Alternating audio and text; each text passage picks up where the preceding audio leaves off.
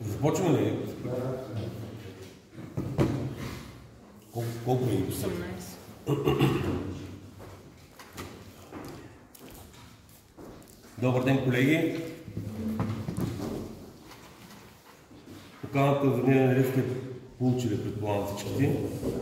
Имаме извънредно заседание по точки, които ни отлагат отсрочване във времето. В залата присъстват 18 общински съветника. Имаме кворум, така че може да работим. Дневният ред състои от две точки.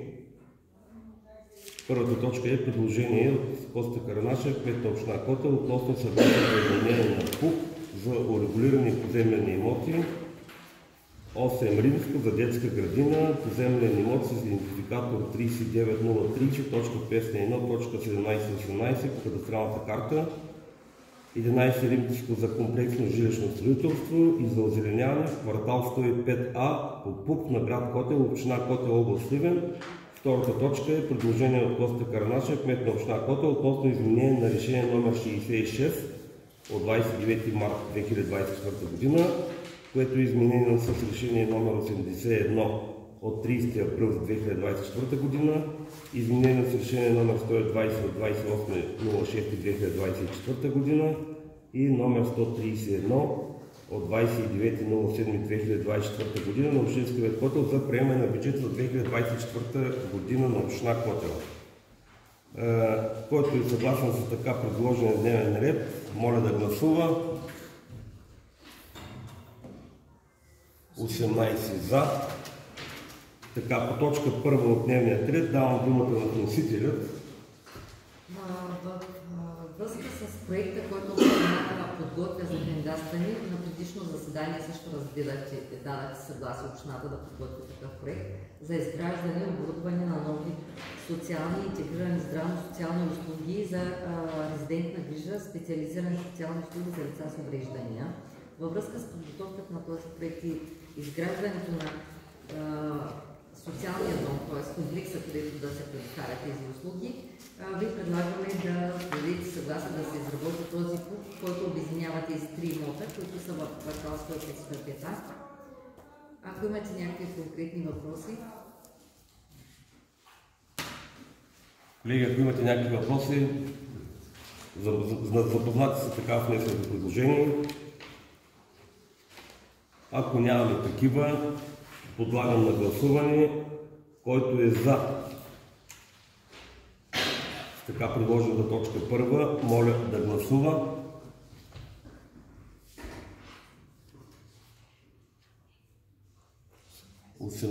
За, въздържали се против, няма. По точка втора от дневния ред давам думата на вносителя отново. В бюджета, в инвестиционната програма бяхме включили обект автоматична мобилна инсталация за подготовка и филтриране на питейна вода за село Копилово на стойност 50 000 и за обект автоматична мобилна инсталация за филтриране на питейна вода за село Тича на стойност 40 000. И поради това, че това е обект, който се изпълнява и трябва да приключим финансирането, ще приключи на обекта, т.е. трябва да приключи тази година, се оказва, че след набиране на оферти за изпълнение, че не ни достигат едни средства, които предлагаме с това решение да осигурим, за да може своевременно да се приключи обекта. Т.е. ще ни трябва около 65 000 лева още, 40 000 лева допълнително за филтриране на питейна вода за мобилната инсталация в Копилово и 25 000 за село Тича. Подробно сме описали откъде осигуряваме тези средства. Те са основно от проектиране, което сме заложили в бюджет 2024 година за основни ремонти по улици. Това отпадат тези обекти с оглед на това, че бяхме заложили повече обекти за проектиране с оглед на това, че водния проект, т.е. имаме един проект, който в момента ВиК изпълнява за външната канализация, довеждащия водопровод на град Котел и частично улични водопроводи в града и канализации, но в момента наблюдаваме, че обекта се забавя и изпълнението ще се забави. Ако ние в момента, т.е. тази година проектираме тези обекти, ще се окаже в един момент, че имаме готови работни проекти с разрешение за строеж, но няма да получим финансиране в скоро време, тъй че не е проблем тези обекти да останат за следваща и последваща година. С оглед на това предлагаме оттам да вземем средствата за дофинансиране на тези мобилни инсталации, за да може да приключим този обект за питейната вода да се снабдят с тези автоматични инсталации. Ако имате някакви въпроси по тази точка. Колеги, ако имате някакви въпроси във връзка с втора точка. Откъде идва тази разлика в цените?